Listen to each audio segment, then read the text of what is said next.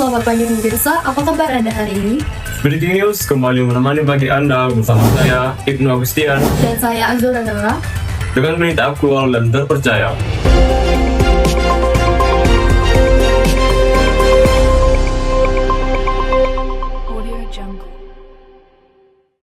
Hari ini kami akan membahas salah satu bencana dan alam terbesar yang pernah terjadi di dunia, yaitu wabah COVID-19.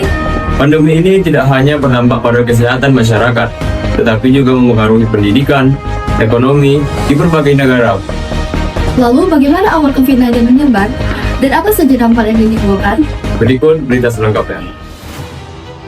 COVID-19 pertama kali ditemukan di Wuhan, Cina pada akhir tahun 2019.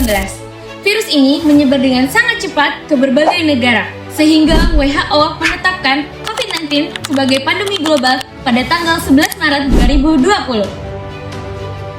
Di Indonesia sendiri, kasus pertama diumumkan pada tanggal 2 Maret 2020. Pandemi COVID-19 menyebabkan jutaan orang terinfeksi dan mengubah semua aktivitas masyarakat di seluruh dunia. COVID-19 disebabkan oleh virus bernama SARS-CoV-2. Virus ini menyebar melalui droplet atau percikan air liur saat seseorang batuk, bersin, maupun berbicara. Penyebaran virus ini menjadi semakin cepat karena adanya kerumunan, kurang menjaga kebersihan, dan tingginya mobilitas masyarakat. Pada awal pandemi, masih banyak masyarakat yang belum memahami bahwa bahaya COVID-19 itu, sehingga penyebaran virus ini sulit untuk dikendalikan. Untuk mengurangi penyebaran COVID-19, masyarakat perlu menerapkan langkah mitigasi dan kesigapan. Beberapa langkah yang perlu kita lakukan, yang pertama yaitu memakai masker, yang kedua mencuci tangan dengan sabun dan menjaga jarak, serta menghindari kerumunan.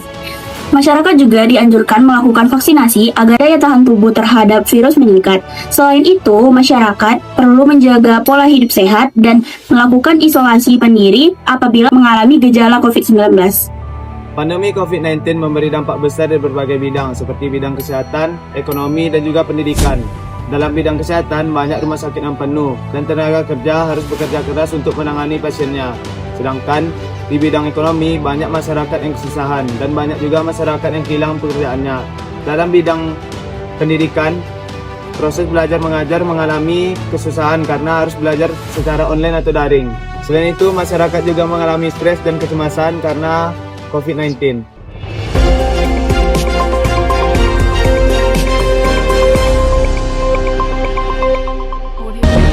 Pemerintah telah melakukan berbagai upaya untuk menangani pandemi COVID-19. Beberapa kebijakan yang dilakukan antara lain pemberian vaksinasi massal, pembatasan kegiatan masyarakat, pembelajaran online, serta pemberian bantuan sosial kepada masyarakat yang terkena dampak.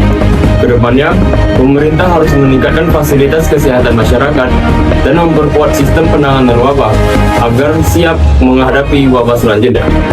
Kesadaran masyarakat juga menjadi kunci penting dalam mencegah penyebaran COVID-19. COVID-19 mengajarkan kita pentingnya untuk menjaga kesehatan dan juga kebersihan. Pandemi ini juga mengajarkan kita untuk hidup disiplin dan menjaga pola hidup sehat. Mari kita jadikan pengalaman pandemi sebagai pelajaran agar kita lebih peduli terhadap kesehatan diri sendiri dan orang lain. Kita harus saling membantu dan bekerja sama saat menghadapi bencana.